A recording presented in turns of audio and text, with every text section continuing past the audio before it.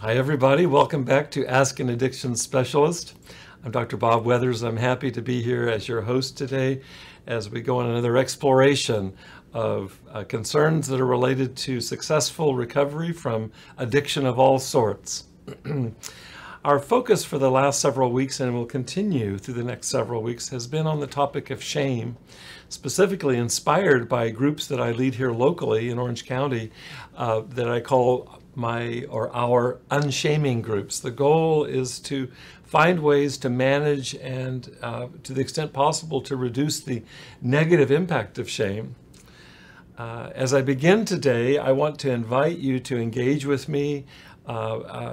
You can write to me, and our co-producers, Austin Armstrong and Franz Salvatierra, will be happy to forward your questions to me.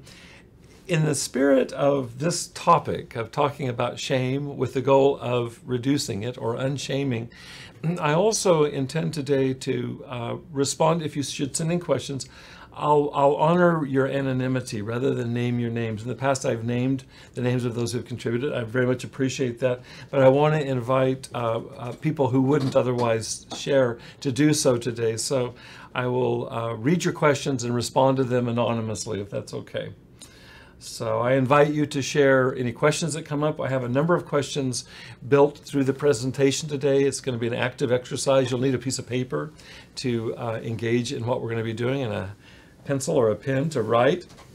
And so I'll be asking questions and inviting your responses online, and I'm happy to share your responses. In fact, I would really appreciate it. Also, I'd love to know where you're from. We have people listening from all over the country. It'd be really interesting just to acknowledge where you're from, and if you'll send where you're from, I'll at least name where you're listening from. Okay, so thank you for joining us. I want you to feel like you can interact with me. I highly value that and invite it fully today. Last week, our topic was unshaming, and we introduced the idea of self-forgiveness as a daily practice, and we began to unpack what goes into our forgiving ourselves. We're going to extend that today, and I gave mention to this at the end of last week's presentation. Today we're going to be looking at shame from 5 different perspectives, and probably as significantly, how looking at shame from multiple perspectives can actually be of service to us, and what should we then do about it. So that's where we're headed today. Again, I invite you to submit questions as we go along. To start with, before we dive into the exercise, let me review real quickly with you. This is something that I do with the groups that I lead. I do groups, in fact, coming from one today, this group was with young men, primarily addressing shame. I asked, what is shame? And at this point, we've worked together long enough, and if you've been with me during this podcast series, you'll have some responses. I'd invite you to share. How do you understand shame? What is shame to you? For our purposes today, I'll make a quick distinction that I think is helpful. It also helps alert you to the language that I'll be using here today.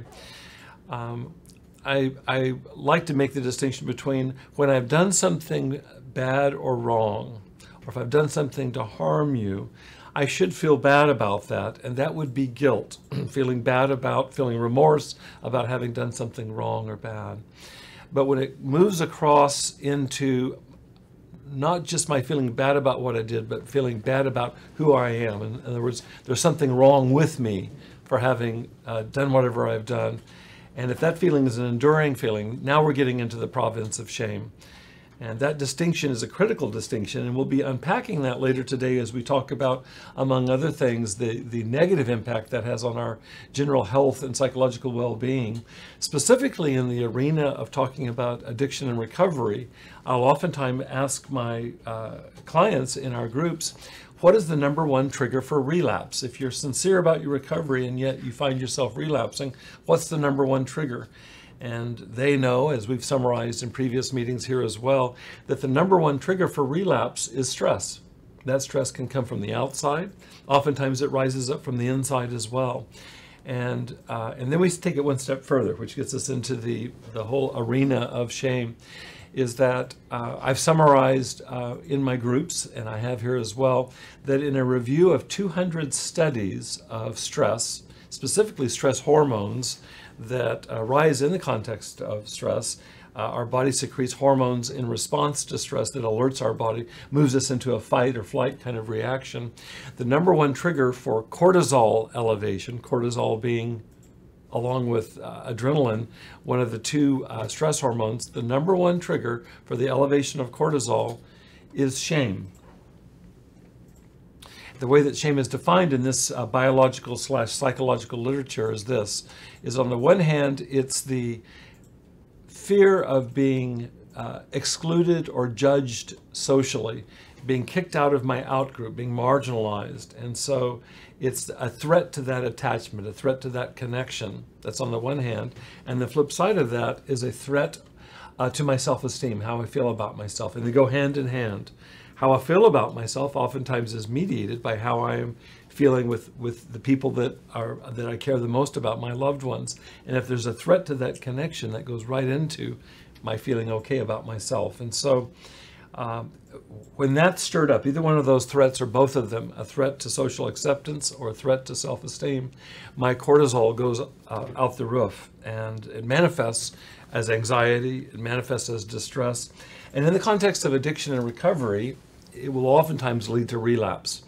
As we discussed in an earlier group today, is that in the presence of that kind of adrenaline or cortisol release, none of us can tolerate that for very long. And for anybody who's experienced relief through self-medicating, specifically through alcohol and other drugs, that'll be the go-to reflex in the presence of stress, in the presence of shame.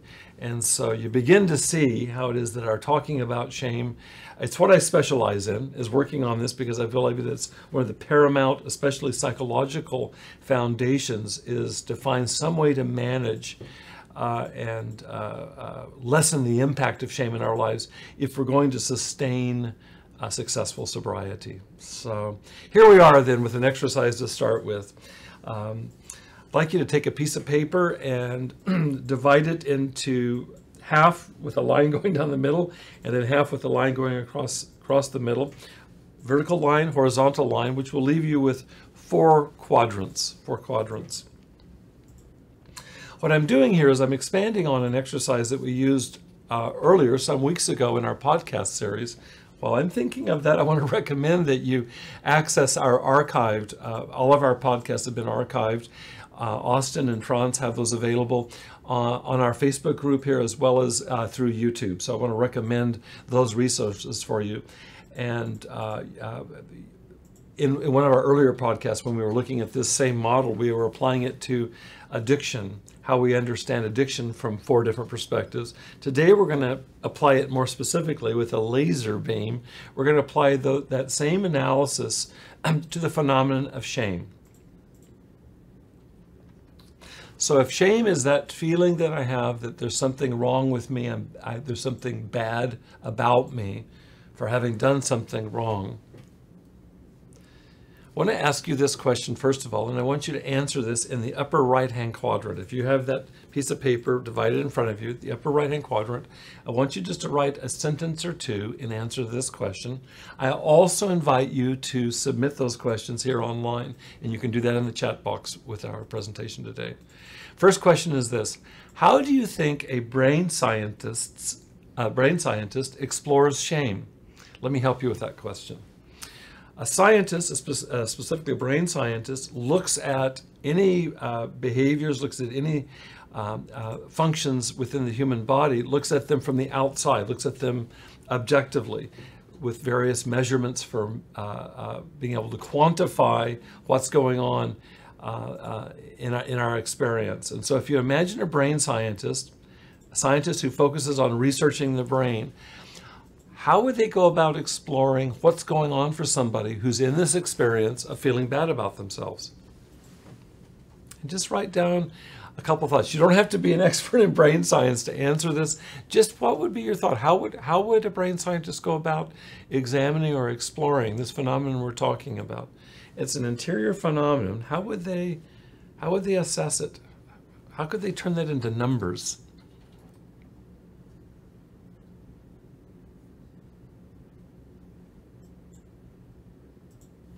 Now, if you've been with us in some of our previous episodes here, podcast episodes, you'll know we have discussed addiction from a scientific perspective, and today we're looking at shame from a scientific perspective. And one of the implications from prior podcasts is that shame is an emotional response. We've already designated it as among the most painful experiences that a human being, that any of us can experience. And that those emotional experiences are primarily mediated right between our ears in what's referred to as the emotional center of the brain. More technically, it's referred to as the limbic system. So if we go back to the brain scientists for a second, we don't have to, again, be experts on brain scans. What we can predict is that in the experience of shame, if you put me in a tube and do a functional MRI, brain imaging, as it's happening, chances are what we would suspect is that the limbic system, or at least parts of the emotional center, would be activated and visible in a brain scan. And this is what a brain scientist would be interested in looking at, is that when this person says they're in the experience of shame, what does their brain look like? And so we would predict that, and that would be at least one of the questions that a brain scientist would be exploring. And in fact, that's proven to be the case. And to thicken the plot just a little bit, one of the things that happens in shame, and we'll be fleshing this out more as we talk today, is that in the experience of shame, the frontal cortex, this part of our brain that is what's referred to as the executive center, it's the part of our brain that thinks, evaluates, assesses, judges, makes long-term plans, connects with others, connects with ourselves. That part of the brain tends to go darker. That is, the limbic system lights up, and the frontal cortex, this part of our brain that in effect is the brakes, provides the brakes on the limbic system, on the emotional center. Those brakes are lessened, and in fact you get a darkening and less activation in the frontal cortex. The emotional center, in a sense, hijacks the frontal cortex as it's activated by strong emotions like shame. By the way, this is very much akin to what addiction does in terms of its effect on the brain. This is why the Just Say No campaign is problematic, because Just Say No is a frontal cortex phenomenon where I'm making a decision to change my behavior through my frontal cortex. And addiction, as we now understand it from the last 20 years of brain scan research, is primarily a subcortical phenomenon. It's below the cortex, and it's in fact located in the reward centers of the brain, which themselves are housed between the ears in the limbic system. And so it's one of the reasons why there's such a disconnect oftentimes between what I say I plan to do and what I do in the face of addiction. Well, shame has a very analogous kind of unfolding in the brain, is that shame tends to hijack our higher cortical functioning, our reasoning, and we tend to be left with much more primitive reflexes. Oftentimes with shame, what you get is a freeze response where the person just wants to crawl into a hole. I'm not going to talk the person, I'll talk about myself, is that in the midst of shame, I'm less likely to reach out to you because I just want to hide, and that's because the fight, flight, or freeze reaction is so intimately attached to the experience of shame. So if that's how a brain, we're going to come back to this, by the way, but thank you for looking at this quadrant. That's how a brain scientist would go about examining shame. Notice that the brain scientist hasn't interviewed you if you're in shame, hasn't talked to you. It's just examining what's going on in terms of brain functioning while you're in that experience of shame. Now, I'd like you to move in this diagram down to the lower right-hand quadrant to ask the next question. How do you think a courtroom judge understands shame? If a brain scientist studies shame from the outside using brain scan technology, how does a courtroom judge make sense of shame or understand it? Again, for any of you that are newer viewers, I want to encourage you to respond online and send your answers in to me. I'll share them with the group. Love to hear from you. Give yourself a moment just to reflect on this. How do you think when somebody does something wrong or bad, something that they feel ashamed of, how is that processed or understood by a courtroom judge?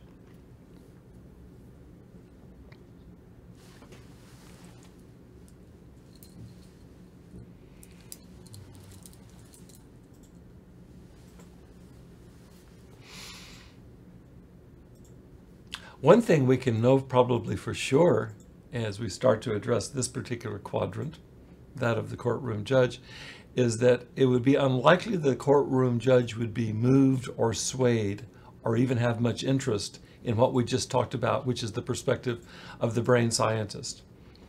If the brain lights up in the presence of shame, that's all fine and wonderful from a scientific perspective.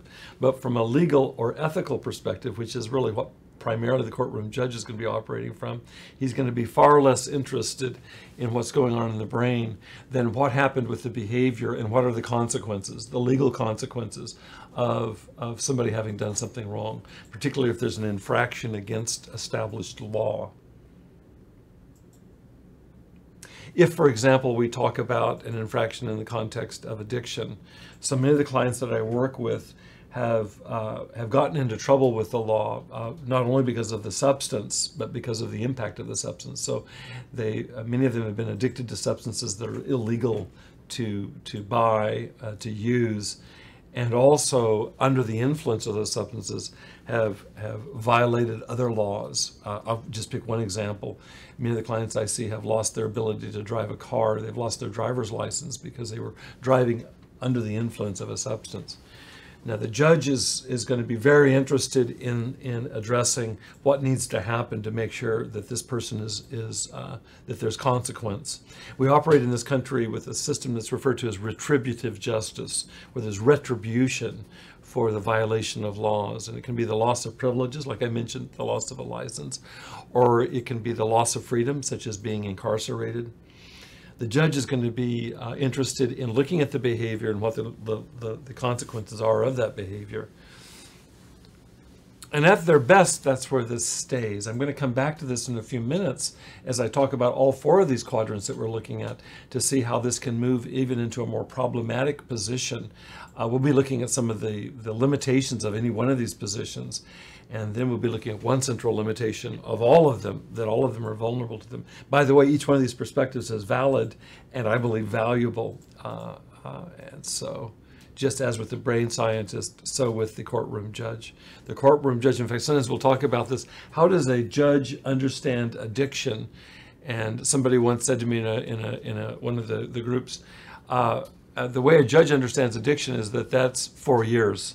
And so it's assigned a sentence, a prison sentence, and that's the understanding of addiction. And if you look through the eyes of a judge, that's really what they're interested in, is finding out what is the consequence, what is the punishment that's due the offense. I like what somebody sent in. Thank you for sharing this. How do you think a judge understands shame? This individual said,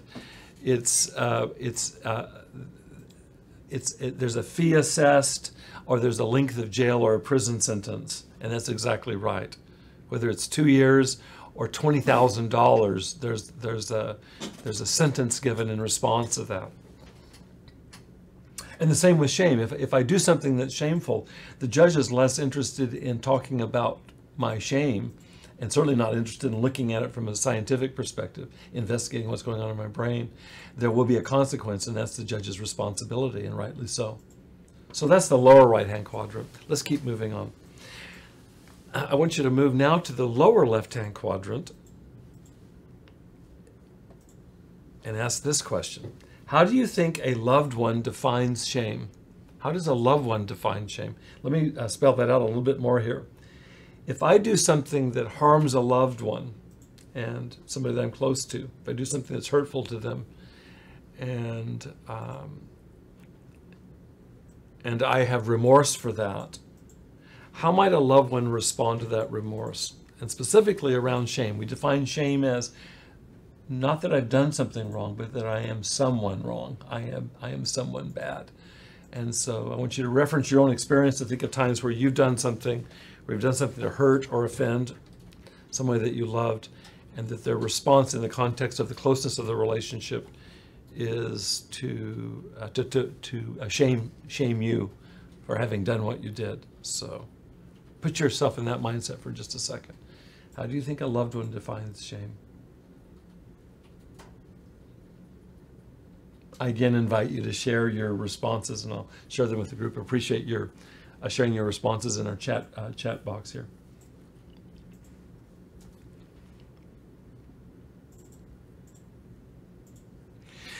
Now, there's lots of possible answers to this question, and we're going to flesh them out over the course of our conversation today to look at some which are more helpful than others. I think I'll start with those which are probably less helpful, but all of us have both committed these and been on the receiving end of these. These are just going to be suggestive. There's a ton of different responses, all of which would probably be accurate and valid here. How do you think a loved one defines shame? If you or I have done something that's harmed a loved one, then oftentimes in response to being hurt and being offended, the loved one will say something along these lines, or some version of it: you should be ashamed of yourself. And implied in that oftentimes is, if you love me, you wouldn't have done this, so you must not love me. There must be something wrong with you. By the way, what's wrong with you that you did this? All of that kind of language is shaming language. It's very understandable if you've been on the receiving end. If you've been on the receiving end of it, somebody just wrote in, shame and guilt are real. They are absolutely real. There is concrete. In fact, I have to tell you that we were talking about this in the group today, is that we were talking about someone was sharing shaming messages that he heard growing up in his family. And now as a grown adult, some 20 or 30 years later, when somebody comes even close to saying something like that, it will go into mortal offense right now and activate massive shame in the moment. And we discussed how real this is. In fact, I asked the group, what is that saying about sticks and stones? And everybody kind of shouted out together, sticks and stones may break my bones, but words will never hurt me. And my response to that is that that's BS. Words can hurt us. They can leave deep scars in our psyche, and especially with loved ones. And so you could say that there's nothing more real than shame in terms of its lasting or enduring effect. And I'm not going to be one of those that buy into the fact that only sticks and stones can hurt me. Actually, words can hurt me worse, depending on what the content and the tone is of those words. And so you can see how a loved one would define shame. It might be like this: you deserve to be ashamed. You should be ashamed of yourself. You should feel bad. And if you extend that, it's you are bad. There's something wrong with you for having hurt me or disappointed me. Okay, let's move up to the upper right-hand quadrant. Excuse me, upper left-hand quadrant. The upper left-hand quadrant, and for this one, this quadrant, I want to answer this question. How do you think a therapist understands shame? I'd be very interested in inviting your feedback. It looks like somebody's writing in something right now. As soon as I can read it, a little bit bigger letters, we'll be good to go.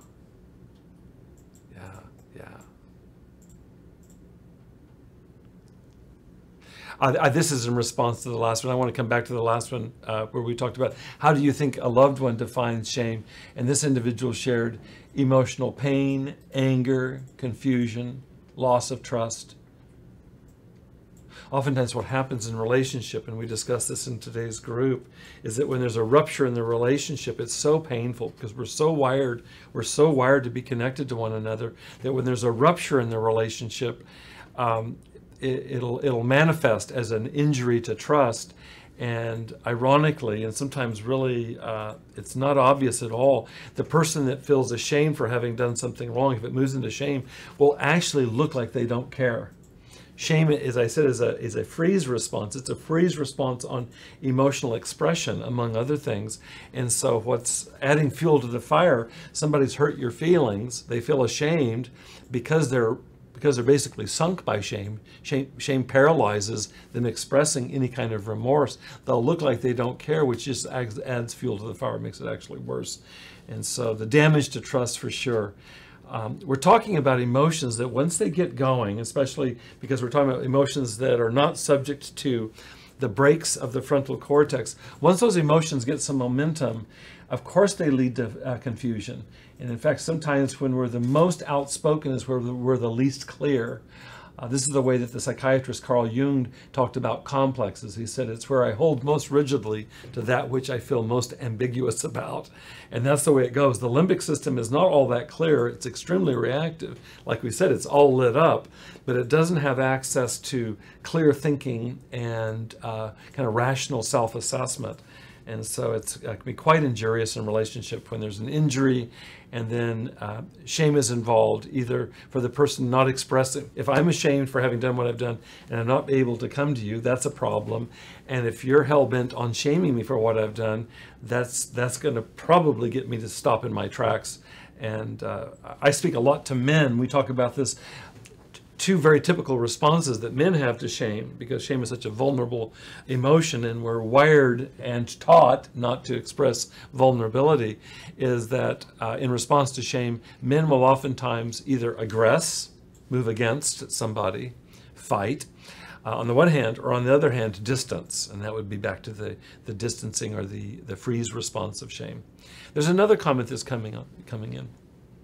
There's an individual who says, I'm working on overcoming the guilt right now. It has been a long road. If I'm with you, I'm with you, whoever shared that. And if we can hold to this distinction that we've made here, there's a way that shame, I understand shame in this way of defining it. There are different definitions. The way that we're defining it today, shame is by definition a toxic emotion, and it's something that we need to get over. It's something that we need to work through. But if we hew closely to the definition I've used today, I want to distinguish that toxic shame from what I call rightful guilt. If I step on your toe and don't have any, if it doesn't register for me that that's wrong, there's no feedback to me, chances are I'll repeat that behavior. Guilt comes in as a barometer and says, that's not okay to do that. It makes me feel bad. And in my not feeling bad, I do two things. One is that I apologize to you. That would be the goal of healthy guilt. And secondly, I adjust my behavior so I don't repeat it. And so there's a way that we're working through shame here, at the same time holding on to guilt. And guilt oftentimes will blur into shame, particularly if you've been shamed developmentally. If you've been shamed across your life, there's a term in the psychological literature, we say that this increases one's shame proneness. I'm more prone to shame, hence shame prone, owing to vulnerabilities. For many of us, that has to do with growing up in environments that themselves were very disqualifying or shaming. And we, of course, inherit that into adulthood, and it makes us extremely kind of trigger sensitive to any emergence of shame. And so it's a lifelong battle. And if in the context of talking about recovery, particularly from addiction to substances, it really can be a life and death battle, because to the extent that I am sunk or bound by shame, paralyzed by shame, it will be the extent to which my recovery is probably also stalled or at least highly vulnerable. And so what we're talking about here is not just wordplay. It really is significant in terms of long-term recovery. Another question has come in. I love your questions. Keep them coming. This is awesome.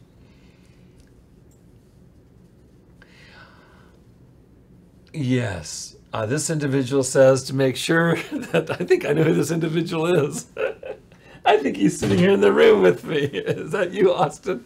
If it's not you, Austin, thank you for reminding me.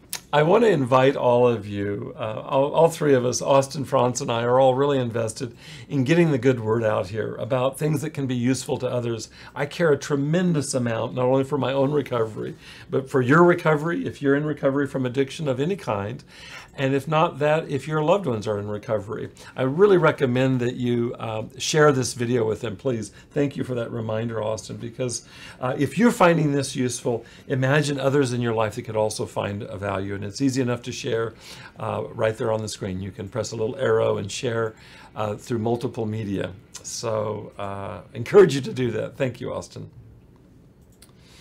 So we were asking the question, how do you think a therapist understands shame? Is that where we left off? I think that's where we left off. Thank you. Franz is my memory here today. Thank you. Be interested to see what you've come up with here. If you have some thoughts about how a therapist understands shame. We just took a little backtrack to look at loved ones understanding shame. let me respond here with some ideas to kind of place us in the field here. A therapist is going to want to understand the inner experience, your inner experience of shame. And so their goal is not to punish or to apply the letter of the law to your experience. Their skill set is not in brain science. They may be familiar with it, but they're not going to be doing a brain scan on you if you're sitting and speaking with them. And they're one step removed from being a loved one. I think there's a tremendous amount of compassion and empathy required in therapy. But a therapist has I just had a conversation yesterday with a local staff presentation where I was presenting an in-service, and the question came up, how do you distinguish between therapy and friendship? And that's a question that's been asked a lot of me over the years of my teaching and training therapists. And it's a good question, and it's not some kind of hard and fast black and white kind of answer. But generally speaking, a therapist reserves the right to respond to you or to me asocially. And by asocially, I mean not socially. So the way that friends and other loved ones would respond to us as we share our struggles, our plights, our grievances, those responses, if the therapist only repeats those responses, chances are they didn't work before. Why would they work in the context of therapy? The therapist reserves the right, in a sense, contracts with you to respond in a different way. And so most of us, I'll give you an example, most of us wouldn't respond favorably to this if a friend asked it. There'll be some exceptions, but remember that there are exceptions. But think what would happen if a friend came up to you and said, what is your experience, Bob, of shame? What does that feel like inside? Where do you feel that in your body? Do you have any idea what that stirs up inside of you? Bob, do you have memories of shame from your earlier life, including in your childhood? For the most part, we don't give permission to our friends to do that. Many, if not most of my friends are psychologists and therapists, and I don't give them permission to do that. There are exceptions to that, but these are the exceptions that prove the rule. And so a social response is what we look for from friends and loved ones. Doesn't mean it can't be loving, doesn't mean it can't be transformative. But when we go to a therapist, we're inviting them to come in from a different perspective. So how a therapist thinks about and responds to shame is going to be different in kind than probably any one of the other three quadrants, for sure. And it has its own value, for sure. Somebody has chimed in here with a question. Therapists understand shame in the context of mental illness. There you go. For example, if I have a history of depression, my therapist is going to want to probably inquire into that depression to see what part shame plays in my depression. How does my depression inform my vulnerability to shame? How does my shame end up activating my depression, and so on? So you're absolutely right. The therapist is trained in diagnosis and in treatment, specifically in treating emotional, relational distress. And so that's their specialty, and they're going to respond with specific language, specific techniques, and that's what we pay them to do. Someone else has turned in an answer to this question. How do you think a therapist understands shame?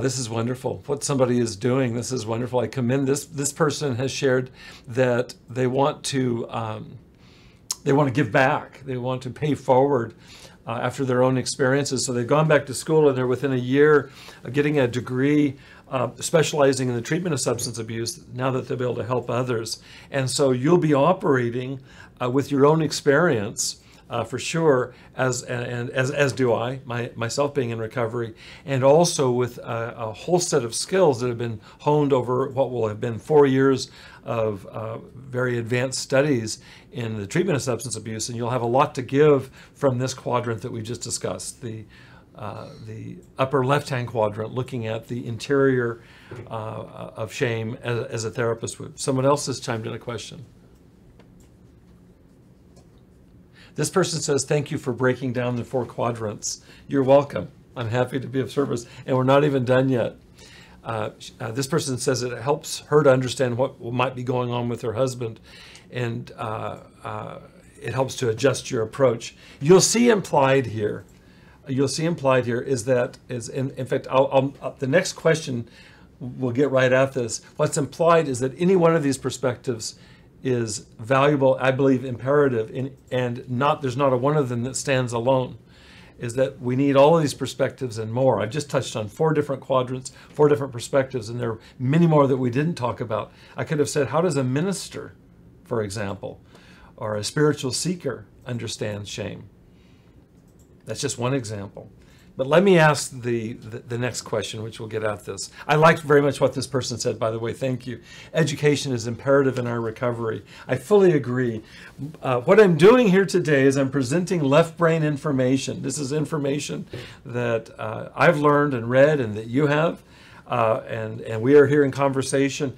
It's left brain information in the service of right brain recovery, because so much of what fuels and feeds addiction is more of a right brain, emotional, deeply personal response. I think that good left brain information, for example, good scientific information, can be very, very useful. And I'll tie that specifically into how it can be useful in binding and managing shame in just a few minutes. Let me ask another question of you. Here's the next question.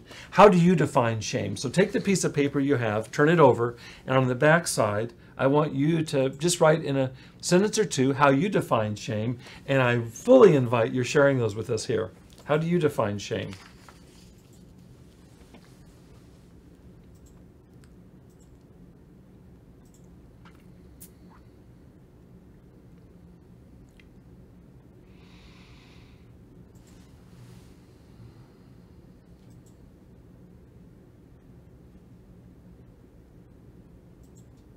You may still be writing, and please do continue. I'm going to jump in right now, and we'll move with this and finish what you're writing.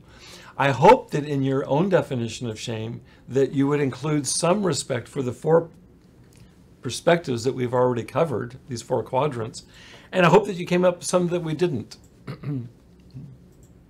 This morning, as I was preparing for the day, and I was aware of this presentation with you this afternoon, I was thinking about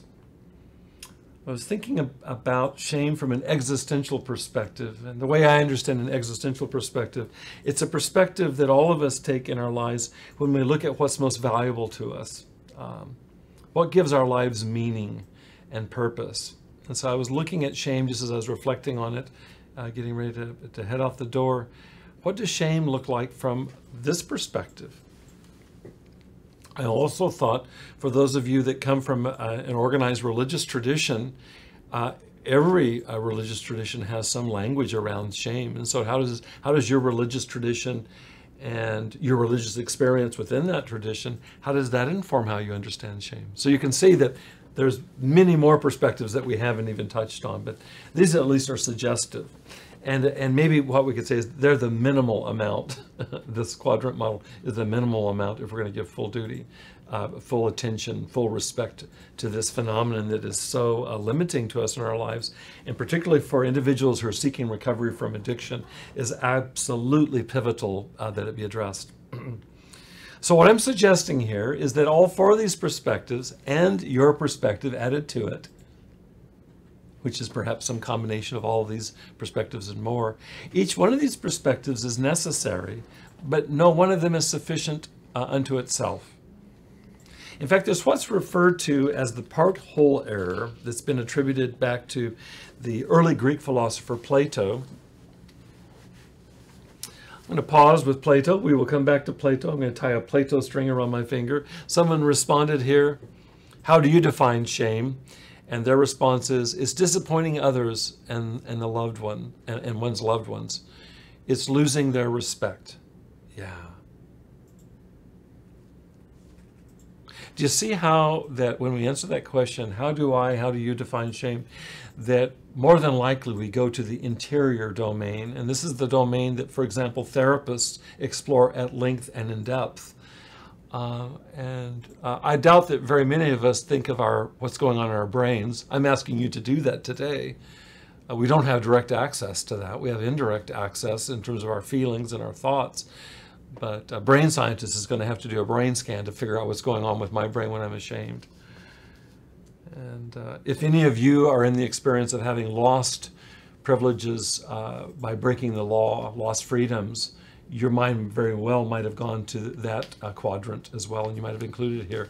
But then again, how shame filters down is on a very personal level in terms of a felt quality to it, for sure. And as this person said, it's disappointing others. You can see how shame is very much a social emotion. It's in the context of hurting others that we feel ashamed. It's also, as I said earlier, shame involves a threat to social acceptance, which is completely rooted in the interpersonal. Thank you for sharing that perspective. It's very personal, and my guess is that you're not alone. My guess is a lot of us shared something similar in our own definitions of shame. I mentioned Plato, the philosopher, Plato. He was the student of Socrates and the teacher of Aristotle. So you have this lineage of Socrates, Plato, and Aristotle that are kind of the foundations of Western philosophy. And Plato wrote a lot about the relationship of parts to wholes in his philosophy.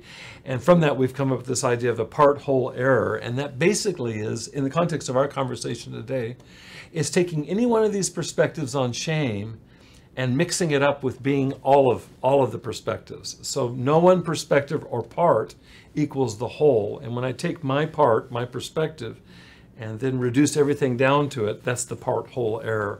It leads to all kinds of misunderstandings. And I want to take this into another error, and I think this is really at the core of understanding shame. And I'm going to apply the part-whole error to this particular issue in just a moment with another diagram for you. But let me discuss, first of all, the fundamental attribution error. We've talked about this in previous episodes here, but I want to underscore its centrality in our talking about shame. I think what I'll do is just, in a nutshell, tie it specifically into shame. The fundamental attribution error is where I've done something bad. So there's a situation in which I did something bad, and then I move the attribution or blame that on something wrong with me. So the fundamental attribution error mixes up a situation in which I've done something, which is a behavior which can be changed, and mixes that up with there's something wrong with me for having done it, which, when that goes deeply into shame, actually leads me to be hopeless about change. And so getting this error corrected is critical. And my way of fleshing it out with all of us today is to really underscore this distinction between guilt and shame. With shame, I give up hope because I'm something bad, and that something that I am can't be fixed. With guilt, I did something wrong or bad, and with some encouragement and support and some stick-to-itiveness, I can change that and not repeat that. And so guilt is a ticket towards freedom, and shame is enslavement. I want to bring up the next diagram, Franz, and this is, I'm using the quadrant model here, looking at shame, and at the very top you'll notice here, I hope that you can read this. It's small. Okay, I hope you can read this. The very top, shame, the distinction we just made in terms of the fundamental attribution error is where I mix up what I do with who I am. And so we're putting these in as they're versus one another. If it's something about what I did, that's something that can be fixed, and that's something I should feel guilty about. That's rightful guilt. If it's something, on the other hand, of something that I am, somebody that I am, then there's really nothing that can be fixed, and that would be shame. And so what I'd like to do just briefly as we begin to wind up today is look at each one of these quadrants and look at how it's possible to commit this fundamental attribution error in every one of these quadrants. It's not necessary, but it's possible to do that. And I'm going to explicitly tie it into your experience, or ask you to tie it into your experience, and hopefully share with me here as we begin to wind down. If we go back to the first quadrant we looked at, which was the upper right-hand quadrant, which measures shame scientifically, imagine for just a minute how it would be possible to fall into the fundamental attribution error here. That is, assign a shaming message to the individual that there's something wrong with them and it can't be fixed. How could a scientific perspective be used in support of shame? Well, I'm going to give you an example that's hot off the griddle because it came from the group that I led right before coming here today. We were talking about genetics, the effect of genetics on susceptibility to addiction. And we had a lengthy conversation about this. And what the latest research, and this continues to be explored in great detail across the world right now, is that there's a 40 to 60% heritability of addiction, which is to say that addiction has a 40 to 60% correlation, or it has its roots in genetics. Now, if I believe that I'm 100% predetermined by my genetics, then there's nothing that I can do, right? So it's kind of good news, bad news. The bad news is that for a lot of the individuals in that room today, including myself, we have a lot of genetic material in our respective families of origin and extended families where there's been a lot of addiction. And 40 to 60% of that apparently is owing to genetics alone. But if you think about this, that leaves 40 to 60% that is not inherited, 40 to 60% that is not genetic. And so if we're going to be true to the science here, it means that if I've got that kind of susceptibility owing to my genetic background, I'm going to need to be especially careful about my recovery because it makes me more vulnerable than the average person. If you have a background, as I do, there's a lot of addiction across my family line in all directions. And so it makes it imperative for me to really pay especially close attention. Not everybody has that genetic vulnerability. I do, and you may as a listener as well. But to move from that into there's nothing I can do about it would be a mistake scientifically. It would be taking a scientific perspective and making the fundamental attribution error. Is there something wrong with Bob? There's something wrong with you because you have this vulnerability. Well, there's something vulnerable. There's something wrong about you. You're just going to have to make sure to work extra hard on that. So that's the first quadrant. Let's drop down to the second one we discussed, which is how it is that we're judged societally. I gave the example of the courtroom judge. Now this is a slippery slope here, is that if I violate the law, I should be held accountable to that. And if I need to pay back what I've done wrong, then so be it. But what I find in my work with the clients I work with, and you may find this in your own experience, and I certainly have this in my own, is that it's very difficult to keep that judgment, let's say a legal judgment, from going into how I judge myself. And so as I'm judged societally as having broken the law, that's a fact. That's a fact. But then to make the next inference, which is there's something broken about me that's irredeemable, that doesn't heed the spirit of the law, which generally has rehabilitation built into it. Even if I go to prison, it's the Department of Rehabilitation that we're talking about. I'm not saying prison is the best place to be rehabilitated, but it's implied even in our harshest punishments. And yet we can take that, and I have done this, and maybe you've done this too, is take that attribution and turn it towards ourselves, is that there's something wrong and shameful and we should be given up on. Somebody should lock us away and throw away the key. And so there again, you see the move from what I've done, which I should be held accountable legally, turning into who I am, which is there's something wrong with me and I should be locked away forever. Shame promotes that latter message, and we must fight that. The next quadrant, we looked at what happens in relationship to our loved ones. Well, what happens is that we react to one another. We react with hurt, and oftentimes in that hurt we'll aggress by shaming our partner who's let us down. Think for a second how that's gone for you. When somebody's really hurt your feelings, it can oftentimes be almost impossible to resist the temptation to judge.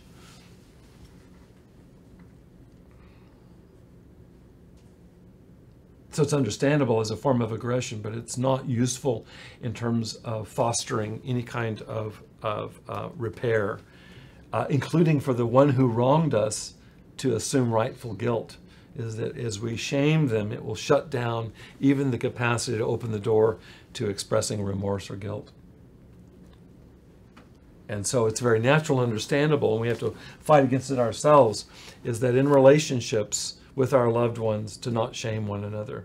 That's where we move from you've done something that hurt my feelings and I'm angry about that to you're a no good so-and-so for having done that and I write you off. You see the move from what you've done to now who you are. And then finally, understood psychologically. This is a tricky one, and it came up in today's group. Is talking about addiction as a disease is it's a good news, bad news situation, it seems to me. And we talked about this in the group, is that it can be very helpful to understand addiction as a disease, just as we understand heart disease or diabetes, other diseases that have a certain course to them that can be managed medically and psychologically, that has a genetic component to it for sure. It can be very helpful to look at that. And if that helps me to take one step back from my addiction and not assign shame to myself, I think that's a good thing. The difficulty with some clients, and in fact, I had a conversation with a coaching client this week by phone, and this is exactly what we're talking about, is that the problem with the disease model is that if I'm diseased, it's one step from taking that disease that I have into a disease that I am. It reminds me of years and years ago, in relationship to my first wife. She worked in a doctor's office. She actually worked in the doctor's office of the doctor that I grew up with, and I loved this doctor. And we got married, and she was his office administrator.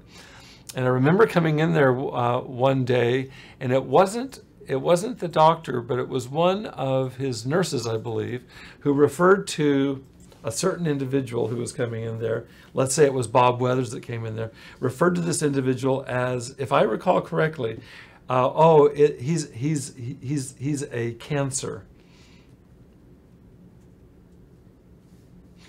And I may have misremembered that, but it would be tantamount to saying he's an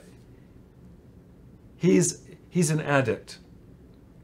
The truth of the matter is, if I have cancer, I have cancer. But there was something about turning that into he's a cancer. I've heard supervisees over the years in psychology sometimes slip with this, and I correct it. They'll refer to a client of theirs as being a borderline. Now, I know that can be useful as shorthand, but it's a really problematic thing if I start looking at my clients as labels. And I've even heard it worse than that. I've had some individuals in supervision that would refer to a client as my borderline. This is my borderline. You know, my narcissist. I think it's really problematic to assign that kind of label to an individual, because it's very difficult if you're that individual to not internalize that as being a shaming message. And I don't think it has to even be named to be felt, if you know what I mean. You can tell when somebody looks at you through eyes of understanding and compassion, or through eyes of analysis, dissection, and diagnosis. And the latter really almost guarantees shame. So I think it's incumbent, as we look at addiction from a psychological perspective, to look at it with real care to make sure that we don't get too concretized about our diagnoses. Now, the truth of the matter is that you and I can do all of these to ourselves. I can be the worst courtroom judge of myself. I can look at the scientific literature about brain scans and genetics, and I can judge myself as being hopeless. I can feel what it feels like to have disappointed or hurt a loved one and judge myself as being a lost cause. I can look at myself in the context of my addiction or my history of stress or even trauma that precedes that, and also shame myself. I'm going to share with you a little secret. Over the years, when I've been inclined to judge myself, and then sometimes been further inclined to project that onto other people judging me, this is what I tell myself, and I found it useful. And you can chew on this and see if you might want to modify it for yourself. I will address a question that's just come in just a second. It helps me to remind myself that if I feel judged by another person, I just say this silently to myself: you do not know the baseline from which I come. And for me, rather than that being a hopeless situation, looking at the difficulties I've come through and what I'm doing to transform those in my life. I've made a lot of mistakes in my life, and I'll make some more. But the work that I'm doing and have done, the progress that I have made in terms of the baseline from which I come, is so enormous that I don't want to ever forget that, even in the face of making mistakes. And so I'm not talking about excusing mistakes. For example, harming somebody else, most of all unintentionally. I don't want to make excuses for that, but at the same time, if I go down the sinkhole of shame, then I'm back to square one. And so if you can find some way to extend grace to yourself in terms of your baseline, whether it's physiological baseline, legal baseline, relational baseline, psychological baseline, I hope that you can find some use in that. Someone's extended a comment or a question here. This person said, mindful meditation practice helps me. We judge, that's what we do. We are human. Very good, very good. For any of you that are interested, we have several podcasts, including with our guest Scott Killaby a few weeks ago, who is a world expert in mindfulness, where we discuss exactly this, is that in mindfulness meditation, where basically I step back from my experience and just observe the flow of thoughts and feelings that arise, sensations that arise, is that some portion of those are judgmental thoughts, for sure, for sure. And you'd say, well, what's the joy in that? Well, there's a freedom. There's a freedom in that insofar as I can experience those thoughts and not get lost in them, actually observe them. They tend to kind of generate themselves. And if I can not attach to them, not follow them, which is the essence of mindfulness practice, they actually will cross the field of awareness and recede, only to reappear at some later point. But with consistent practice, they actually lessen in intensity as well as frequency. And so it is who we are. It is what our brains do. Our brains are evaluating mechanisms, especially our frontal cortex. And when that gets hijacked by psychological hurt, trauma, loss, injury, it's a deadly combination. And so mindfulness practice is one way for sure of being able to take a step back. And I really encourage you to review those videos as well in our archives. So we finish with this, and the final question is this. How do you define shame? We already addressed that earlier. I want to ask each one of us to make sure as we look at this model, and I encourage you to review this video, share it with friends, review it yourself, review your notes, and make a special note of any way that you may sink into this attribution error we were discussing, where you take something that is true, something that you've done that's wrong. If it's in the context of addiction and recovery, as the group talked about earlier today, we've all done things that violate our own sense of right and wrong in the context of addiction, and we certainly have violated others. Is that there's no disacknowledging that, and there's no value to disacknowledging that.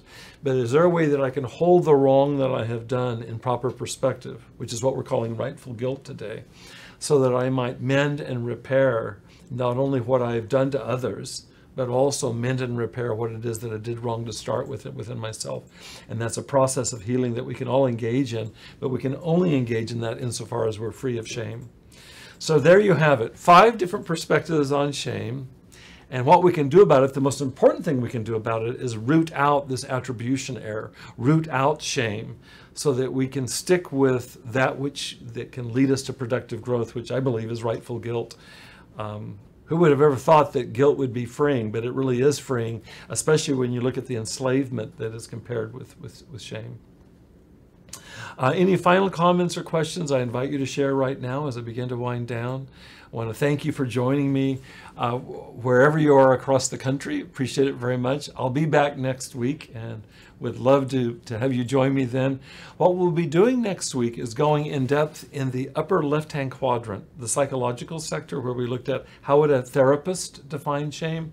We're going to be going much more deeply into that quadrant, because my guess is when you answered how you define shame, probably a good bit of it had to do with what your own inner experience of shame is. And so I'd like to go more deeply into that next week, including looking at the roots of shame in terms of our personal development. So that'll be our topic next week. Please come back and join me. I want to invite you to continue to send in responses to our Facebook group here. You can go online and respond to our YouTube videos if that's where you want to access videos.